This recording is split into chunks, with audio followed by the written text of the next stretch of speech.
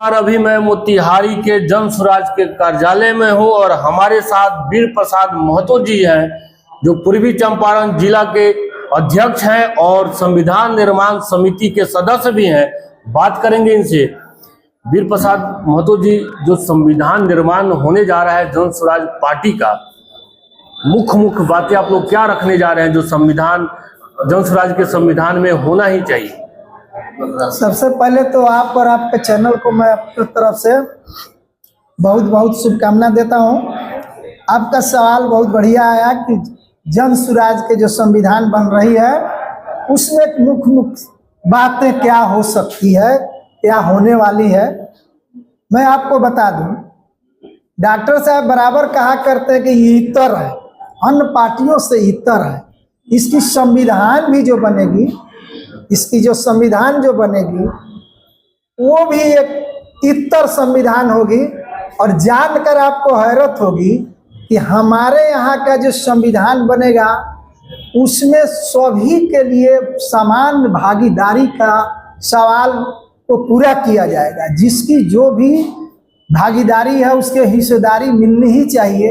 ये काम मेरा मुख्य रूप से होगा कि जो वंचित रह गया, वो समाज आज तक कभी भी आगे नहीं आया, वो सब दिन पीछे रह गया, उस तरह के लोगों के लिए भी मेरा संविधान मुख्य रूप से उसमें जगह देगी। शिक्षा के सवाल पर, सारे पार्टियों के संविधान में शिक्षा के सवाल पर है कि, और आज भी लागू भी है, 9 से ही लागू है, शिक्षा के गारंटी योजना लागू हुई है, लागू है। लेकिन और लोगों ने, चाहे जिस सरकार ने इसको लागू किया उसको जो है कार्यान्वयन नहीं किया। लेकिन जब मेरी सरकार होगी उस टाइप को मैं संविधान बना रहा हूं कि एक लाइन न आगे न एक लाइन पीछे, मैं जो बोलूंगा वो करूंगा। ये मेरा दूसरा बिंदु होगा। मैं एक रुकूंगा मैं आपको यहाँ पे। नीतीश कुमार ने 500 करोड़ रुपया खर्च करके बिहार में जातिगत गणना करवा लिया। किसकी जितनी हिस्सेदारी उसकी उतनी भागीदारी। कुछ हो तो नहीं रहा है बिहार में, कुछ दिख नहीं रहा है धरातल पे। क्या हुआ? उस जातिगत गणना का क्या लाभ मिल रहा है, क्या दिख रहा है आपको? देखिए, उन लोगों का मकसद था हिस्सेदारी देना नहीं, इसकी गणना और जाति गणना करके उसका लाभ लेना। और हमारा मकसद है कि उसका सही जो हिस्सा बनता है उसको सही हिस्सा मिले। उसको मैं संविधान में जगह दूंगा कि उस हर जाति के हो, चाहे बिरादरी के हो, चाहे समाज के हो, समूह का हो, मैं उनको हिस्सा दूंगा, उसको जगह दूंगा। मेरा संविधान में यह बात निश्चित रूप से शामिल है। शिक्षा की आप बात कर रहे हैं। बिहार सरकार सबसे ज्यादा बजट जो है बिहार सरकार की शिक्षा के ऊपर खर्च होता है। इंफ्रास्ट्रक्चर तो बन गया, बिल्डिंगें बन गई, बेंचें भी लग रही है, लेकिन भ्रष्टाचार इतना है कि अब बच्चों को खिचड़ी और खाना, मिड डे मील सब कुछ मिलता है, लेकिन सरकारी विद्यालय में शिक्षा नहीं मिल पा रही। पहले इंफ्रास्ट्रक्चर का कमी था, लेकिन सरकारी विद्यालयों में पढ़ाई की गुणवत्ता होती थी, अब वो गुणवत्ता पूरी तरह से खत्म हो गया है। इसी बात का तो लड़ाई है कि इन लोगों ने शिक्षा पर बड़ी भारी भरकम बजट दी, काम भी किया। आप ही बोल रहे हैं कि इंफ्रास्ट्रक्चर जो है, मतलब वो आउटलुक जो है, सारे जगह बन गए, बड़े बड़े बिल्डिंग बन गए, शिक्षक भी बहाल हो गए। आपको ये प्रशांत जी ने खोजा कि गरीब के लड़का के लिए व्यवस्था अलग और साधन संपन्न के लिए व्यवस्था अलग, और इस तरह की व्यवस्था जब तक होगी वो सभी को शिक्षा समान रूप से मिल ही नहीं सकता है और टैलेंट उभर कर आ नहीं सकता है।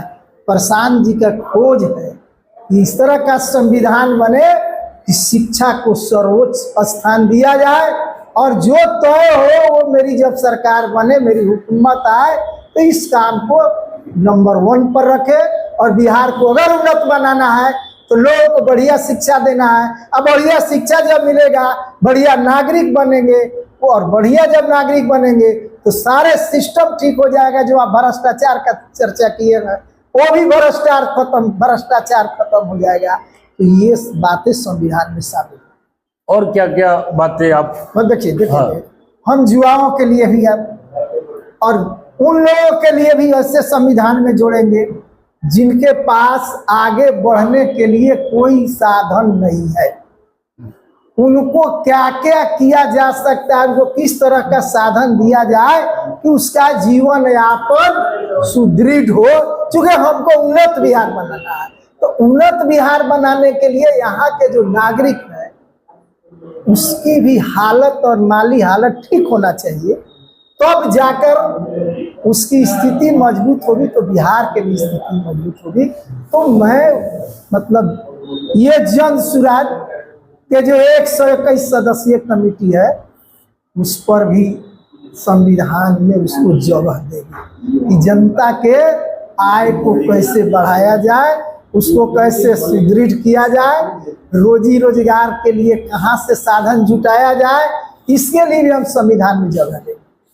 पूर्वी चंपारण जिला के आप जिला अध्यक्ष है, 12 विधानसभा सीट है यहाँ पे, भाजपा का गढ़ माना जाता है पूर्वी चंपारण।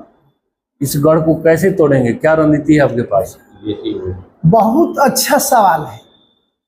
कभी यह गढ़ भाजपा का न हुआ करता था, कांग्रेस का हुआ करता। हाँ, शुरुआत में तो कांग्रेस पार्टी, कांग्रेस के बाद आरजेडी वालों ने इस पर कब्जा जमाया और उसके बाद भाजपा वाले ने जमा लिया।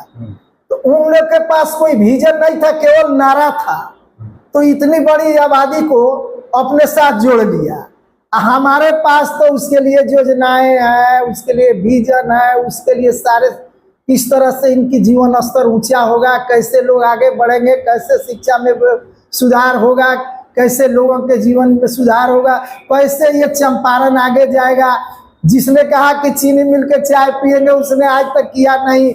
ये सारे बात को हम नोट करके रखे हैं कि जितने भी चंपारण के लोग हैं उन लोगों को पता है कि जन सुराज सारे मसला को हल करने वाली है। चाहे पलायन रोकेगी, चाहे लोगों के बेहतरी के लिए काम करेगी, और चाहे हर तरह के सुविधा उसके बच्चों के लिए करेगी। तो आने वाले समय में जो हमारा अभी प्रचार प्रसार था वो अब घर घर जा रहा है, लोगों को बताया जा रहा है कि इन लोगों ने आपके साथ न्याय नहीं किया, वो काम मैं करूंगा, न्याय मैं करूंगा। आपके जितने भी वंचित अधिकार है वो सारे अधिकार को मैं दिलाऊंगा, सारे जनता हमारे साथ आएगी, आ रही है। अभी तो मैं आपने सवाल किया है कि इतनी बड़ी आबादी को आप अनुशासित किस तरह रखेंगे। आपको भी पता है कि हमारे साथ किस तरह के लोग जुड़ रहे हैं। देखिए, युवाओं को और जो मेन जनरल लोग हैं वो तो जुड़ ही रहे हैं, लेकिन महिलाओं का ज्यादा अट्रैक्शन आपके इस जन सुराज के ऊपर हो रहा है। ये क्या कारण है कि महिलाएं ज्यादा से ज्यादा जुड़ रही हैं आपसे? साथी देखिए पत्रकार जी, आधी आबादी महिलाओं की है। आप कब तक महिलाओं को दाब कर रखेंगे, कब तक उसको आप इग्नोर करेंगे? अन्य पार्टियों ने मंच नहीं दिया और ये घोषणा नहीं की कि मैं बिहार में 40 सीटें महिलाओं को दूंगा। आज तक किसी ने नहीं। महिलाओं के बीच में यह मैसेज जा रहा है कि आप हमारे साथ जुड़िए, आपका हक दिया जाएगा। जो 76 साल में नहीं हुआ वो मैं आज आपको दूंगा। अगर कोई आकर ही बोलता हो और विश्वसनीय आदमी बोलता हो, जिसके एक बात पर आज हजारों हजार लोग पीछे चल रहे हैं। आप भी गए थे 28 तारीख के बापू सभागार में, जिस जन सैलाब को आपने देखा। क्या इसमें आपको नहीं लगता है कि महिला का हक मिले?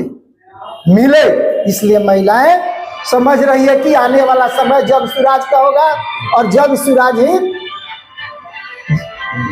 महिलाओं के लिए, उसके हक के लिए काम करेगी। इसलिए जन सुराज की तरफ महिलाएं आ रही हैं। हमसे बात करने के लिए बहुत बहुत धन्यवाद। धन्यवाद भाई।